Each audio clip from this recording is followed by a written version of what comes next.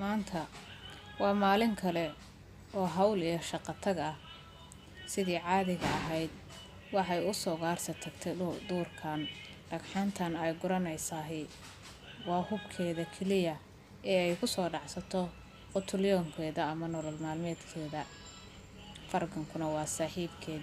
Shimbirkani waxa uu ka mid yahay kuwa nafla caariga ah ee ku jira gacanka gambadka uu ka yahay haweeneydan bahalowday ee ku nool kayntaan. Xanuunka qodxaha dhirtaani ay leeyihiin, kabala'aanta, xarbiga iyo rafaadka ay maraysahay waa mid ku qotoma sidii ay u heli lahayd nolol maalmeedkeeda. Shimbirkani dhowr mar waa uu la baxsaday nafta, laakiin maanta waa ay ka duwan tahay maalmahaasi oo waa maalintii ugu dambeysay dunida. Waa uu iskaga tegayaa maanta.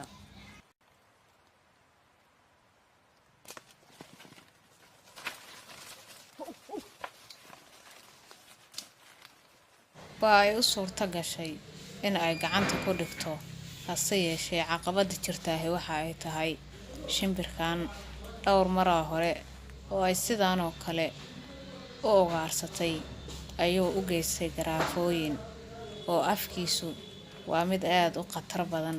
Hase yeeshee waxay aad ugu faraxsan tahay inay mar gacanta ku soo dhigtay, waa ayna sugtay ammaankiisa inuusan ahayn mid wax dilaya.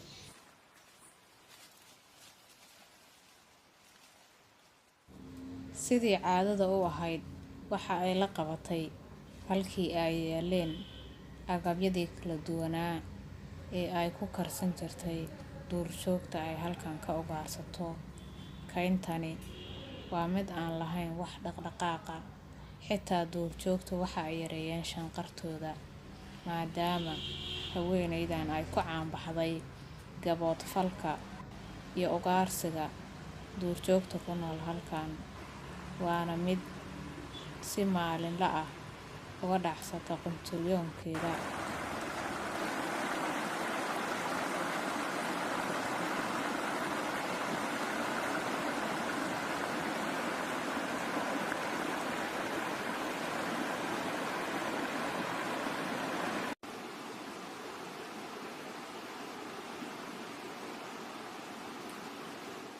Saaka waxay u tahay subax kale maxaa yeelay qoryaha awal sidii shuruucda u ahaydba marka ay soo ugaarsato kadib ayay diyaarsan jirtay. Hase yeeshee saaka waxa ay sii diyaarisay xilli hore oo ishaarteeda ayaaba tustay in ugaarsigu saaka uu yahay mid fudud oo si dhaqsi ah ay ku soo helayso.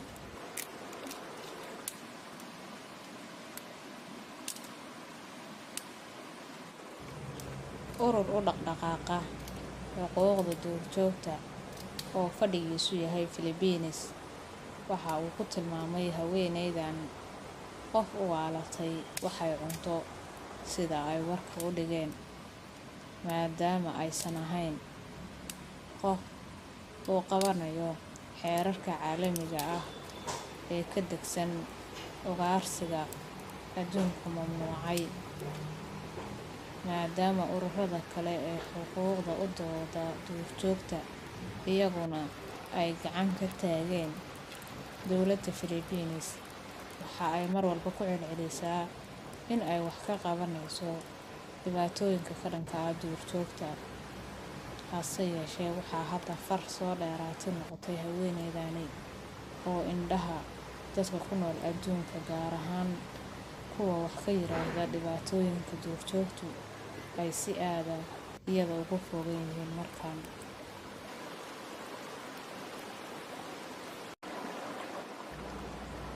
Waa ay dubaysaa, marna mayraysaa. Maanta aysan soo qaadan mididii maarta ahayd ee weyneyd ee ay ku kirkiri jirtay. Waxa ay hadda isku dayaysaa in ay qasho dhagxaan afkoodu uusan midida waxba ka liidan. Waxyaabaha inta badan ay u adeegsato na waa xooggeeda oo midiba uma baahna. Uurku jirta ayay bannaanka soo dhigaysaa, kadibna meel intay dhigato ayay lafaha xoog u jajabinaysaa oo ay aad u mayraysaa.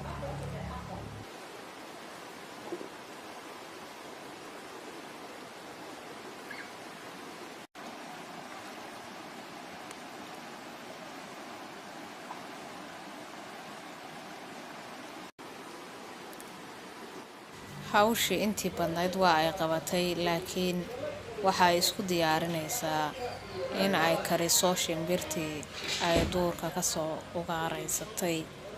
Shaqadu maanta waa ay fududahay sidii horay aadinkugu sheegaba, oo wax walba waa kala tuur. Biyahan jabaqdoodu aadka u dheer tahay waxay ka soo dhacayaan xagga sare ee kaynta, waana mid ka mid ah waxyaabaha ay ku jeclaatay inay ku noolaato halkan haweenaydan.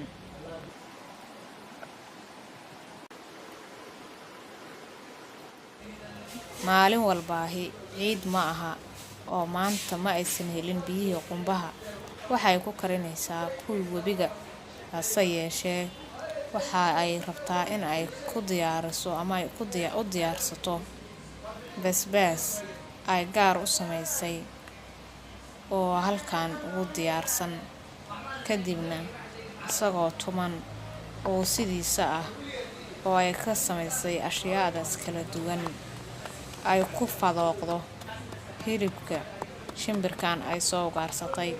Hadba waa ay kormeeraysaa dheriga, isha kama ay leexinayso oo waxay ka haysaa waardiye. Mana doonayso in uu noqdo mid aad u jilicsan oo dabku ka boobo, waayo waxa ay rabtaa inuu noqdo mid adag oo gowsku qabanayo. Waana sababaha ay hadba u kormeerayso dherigan aadka u karaya ee kulaylku ka baxayo. Xooggeeda ayay u isticmaalaysaa, waxaadna ka dheehanaysaa wejigeeda.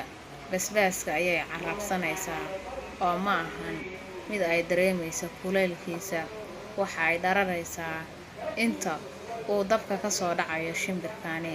Hadba waa ay fiirinaysaa oo ay tuujinaysaa bal inuu yahay sidii ay jeclaysanaysay, hase yeeshee waa sidii iyadu ay rabtay.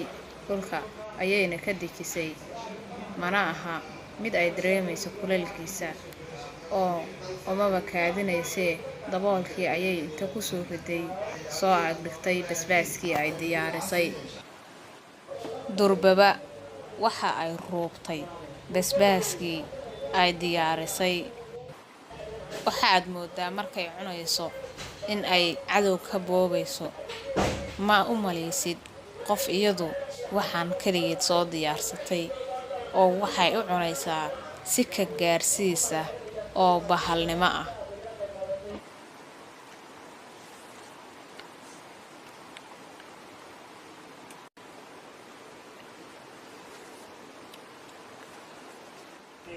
Waa 45 sano jir aan ubad iyo reeri midna sugayn.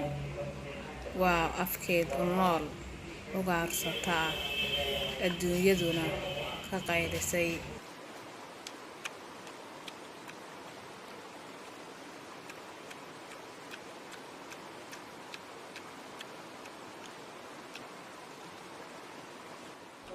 Markay iskeed u naaxdo oo ay waxa dhan caloosha ku hubsato ayay iskaga tagaysaa halkan, oo waxay iyadoo maqsuud ah u huleelaysaa hooygeeda oo aan ka dheerayn halka ay hadda ku sugan tahay.